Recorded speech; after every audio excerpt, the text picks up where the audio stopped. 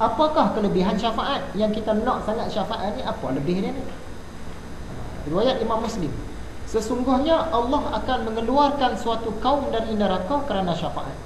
Dah masuk neraka, hisap, timbang apa, bentang amal semua, tengok berat belah jahat, masuk neraka. Tapi disebabkan syafaat tadi, keluar.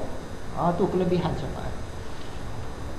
Kalau di syurga pula, ulama-ulama kata dia naikkan makam kita. Kan syurga ni banyak tingkat-tingkat kan? Daripada syurga rendah naik syurga tinggi. Riwayat Imam Tirmizi, sesungguhnya berkat syafaat aku akan keluar dari neraka satu kaum yang disebut Jahannamiyun. Golongan ni disebut ahli Jahannam. Ahli Jahannam, mereka ni gelaran pun ahli neraka Jahannam lah, tapi dikeluarkan dengan syafaat Nabi Muhammad. Riwayat Imam Tirmizi lagi, sesungguhnya syafaat aku diperuntukkan buat umatku yang berbuat dosa besar. Bila buat dosa besar ni akan ke neraka lah, tapi selamat sebabkan syafaat Nabi Muhammad. Apakah usaha kita untuk mendapatkan syafaat Nabi? Bukhari dan Muslim, kata Nabi Muhammad, akan dikeluarkan dari neraka orang yang mengucapkan la ilaha illallah, maksudnya orang yang bertauhid, sedangkan dalam hatinya terdapat iman seberat biji gandum. Kecil je iman, tapi yang ni pun akan diselamatkan. Kemudian orang yang mengucapkan la ilaha illallah, sedangkan dalam hatinya terdapat iman seberat biji beras. Kemudian yang mengucapkan la ilaha illallah, sedangkan dalam hatinya terdapat iman sebesar debu. Masuk neraka dulu, tapi kalau ada iman sebesar debu pun akan masuk syurga juga akhirnya nanti. Hadis riwayat Imam Muslim, setiap nabi ada doa yang dimakbulkan Tuhan, maka semua nabi-nabi itu segera mengajukan permohonannya.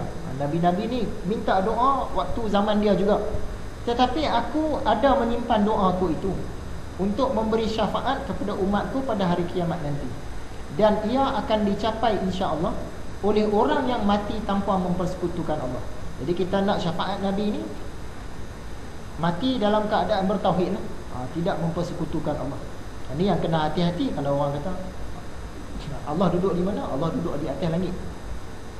Yang duduk di atas langit makhluk, Allah tak terpengaruh dengan tempat. Tu kena hati-hati dalam pelajaran tauhid. Dia kata nak selamat tidak mempersekutukan Allah. Orang yang percaya Allah ada duduk di langit tu, dekat ruang angkasa tu ke atas tu ke, dia dah mempersekutukan Allah sebenarnya. Tu hati-hati dalam segi pelajaran tauhid lah. Hadis riwayat Imam Tirmizi, seutama-utama, seafdal-afdal manusia bagi aku pada hari kiamat ialah orang yang paling banyak berselawat kepada aku. Kita kena rajin selawat lah nak dapat syafaat Nabi Muhammad nanti. Yakni lebih diutamakan untuk memperoleh syafaat dan dapat kedudukan yang terdekat dengan aku. Nak dapat syafaat, nak dapat dekat dengan Nabi Muhammad, kena banyak berselawat. Riwayat Imam Bukhari dari Abu Hurairah, dia telah bertanya kepada baginda Rasulullah, ya Rasulullah, siapakah orang yang paling bahagia dengan syafaat kamu pada hari kiamat nanti? Nabi Muhammad pun jawab, aku dah duga dah sebelum ni wahai Abu Hurairah, kamulah orang pertama yang akan bertanya soalan ini kepada aku, kerana ingatan kamu yang sangat besar kepada hadis-hadis aku.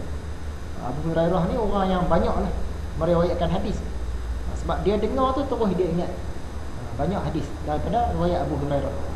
Kebetulan satu ketika tu dia memang jadi ahli suffah. Dia duduk di masjid Nabi tu ada satu tempat. Dia orang-orang yang tidak berharta, dia duduk di situ. Jadi kerja dia duduk hafal hadis Nabi ya. Dia tak ada kerja yang lain. Itu kelebihan Abu Hurairah. Orang yang paling bahagia dengan syafaatku pada hari kiamat kelak ialah orang yang membaca la ilaha illallah dengan ikhlas dari batinnya. Rajin la ilaha illallah dengan ikhlas. Kalau ikut tarikat Ghazaliyah ni, dia zikir hari Sabtu. Hari Sabtu tu 1000 kali la ilaha illallah. Jadi kita tak payah ikut yang tu pun tak apa. Bila-bila teringat, zikirlah. Bukan di mulut pun, di hati. La ilaha illallah dengan ikhlas. Bagaimana untuk mendapatkan syafaat Al-Quran? Kita bagi tahu tadi, Quran pun bagi syafaat. Hadis riwayat Imam Muslim, kata Nabi Muhammad, bacalah Quran. Sesungguhnya pada hari kiamat nanti, Al-Quran akan datang sebagai pembawa syafaat kepada orang yang membacanya. Tadi dia golongan daripada makhluk-makhluk hidup, malaikat lah, orang beriman lah, syuhada lah. Ni daripada Quran. Quran tu jadi syafaat. Riwayat Imam Tirmizi, barang siapa membaca Al-Quran dan mengamalkannya, menghalalkan yang halal dan mengharamkan yang haram, maka Allah memasukkannya ke dalam syurga, dan dia boleh memberi syafaat 10 orang keluarganya yang sudah pasti masuk syurga. Cuma kedudukan hadis ni dia riwayat Imam Tirmizi saja. Dia mungkin lemah sikit lah, tapi hadis ni lah yang selalu orang guna. Kalau ada satu orang yang hafaz Quran dalam keluarga dia, dapatlah tolong 10 orang yang lain. Sebab tu kita tengok kadang-kadang Korporat ni dia memang orang tak apa nak baik, dia minum arak apa semua kan, tapi anak dia hantar tasbih tu. Tanya kenapa hantar pergi tasbih? Kok boleh bagi syafaat. Dia harap macam tu ya, dia harap anak dia jadi tahfiz, dia bagi syafaat kat dia, sebab dia tahu lah dia teruk. Tapi hadis ni kata tadi, orang yang baca Quran dan dia amalkan, dia halalkan apa yang halal, haramkan apa yang haram. Itu yang berat. Jadi orang ni dia akan bantu 10 orang ahli keluarga. Apa lagi perkara yang dapat berikan syafaat nanti? Kata Imam Ahmad, bukan kata Imam Ahmad, riwayat Imam Ahmad, kata Nabi Muhammad, puasa. Puasa dan Al-Quran akan memberikan syafaat kepada seseorang hamba pada hari kiamat. Tadi Al-Quran, sekarang puasa. Kita teringat hadis riwayat Bukhari dan Muslim. Hadis ni selalulah dibaca, lebih-lebih lagi nak sampai bulan Ramadan ni nak rajinlah orang baca. Kita selalu dengar hadis ni. Maksud dia lebih kurang, semua amalan kita ni, amalan baik akan diganda 10 kali, paling kurang sampai 700 kali. 10 kali sampai 700 kali. Kalau kita semayang 2 rakaat tu, maksud dia dapat 20 rakaat, paling kurang lah tu.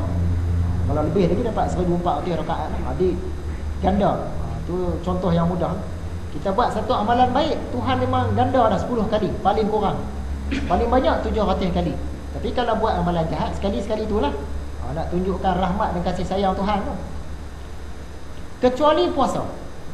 Puasa ni dia tak ada had. Tak tahu setara mana Allah nak balas. Kalau amalan baik, zikir ke apa ke, paling kuat 700 kali Allah balas, Allah gandakan. Tapi puasa, Allah tak cerita had dia setara mana, sebab dia kata aku sendiri akan balas. Mungkin berkait dengan syafaat tadi tu.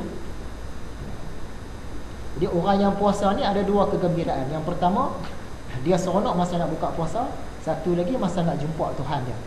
Kata dia, pahala puasa tu Allah sendiri balas, tak tahu sebanyak mana. Tak tahu had dia setara mana. Sebenarnya pada hakikatnya, siapakah yang beri syafaat? Surah Al-Baqarah ayat 255, tiada sesiapa yang dapat memberi syafaat di sisinya melainkan dengan izin. Yang malaikat bagi syafaat tadi dengan izin Tuhan, Nabi bagi syafaat dengan izin Tuhan, yang puasa tadi bagi syafaat dengan izin Tuhan. Jadi ringkas cakapnya, dari segi hakikatnya semua tu syafaat Allah. Allah lah satu-satunya yang ada syafaat dari segi hakikat. Surah Taha ayat 109. Pada hari itu tidak berguna syafaat kecuali orang yang Allah Maha Pemurah telah memberi izin kepadanya dan dia telah meredai perkataannya. Jadi rasanya pengajian kita hari ini setakat itu sajalah. Tak panjang pun, ringkasnya. Dari awal tadi kita imbas pelajaran tentang hisab. Semua orang akan kena hisab, tapi ada orang yang selamat tidak dihisab, iaitu orang yang kuat tawakal. Dan ditambah pula berkat doa Nabi Muhammad, diganda 70,000 lagi sampai 4.9 bilion. Lebih kurang begitulah, ramai. Sekarang umat Islam berapa bilion? Dah 1.5 kot, 1.5 bilion. Campur yang dulu-dulu tak tahulah. Bilion. 1.500.000. Kemudian pelajaran baru kita ni tentang syafaat. Siapa yang boleh bagi syafaat? Malaikat, nabi-nabi, orang beriman, Allah, para syuhada, puasa, Al-Quran, dan mungkin ada lagi yang kita terlepas pandang. Tapi dari segi hakikat, semua itu syafaat daripada Allah. Macam mana nak dapat syafaat Nabi? Kena banyak selawat dan kena ucapkan la ilaha illallah dengan ikhlas. Macam mana nak dapat syafaat Quran? Kena baca Quran, kena amal. Apa yang diperintah, apa yang dilarang. Saya rasa itu saja, insya-Allah. Pelajaran akan datang ni nak cerita tentang syurga dan neraka. Sebab Imam Ghazali dia kata tadi, orang yang masuk neraka ni akan dikeluarkan juga, walaupun ada seberat biji sawi keimanan dia. Jadi nak cerita tentang syurga dan neraka. Dulu masa kita bedah kitab Kifayatul Muhtaj, kita cerita panjang dah syurga dan neraka. Jadi nak kena ulang lah tu, syurga dan neraka ni. Wabillahi taufiq wal hidayah. Assalamualaikum warahmatullahi wabarakatuh.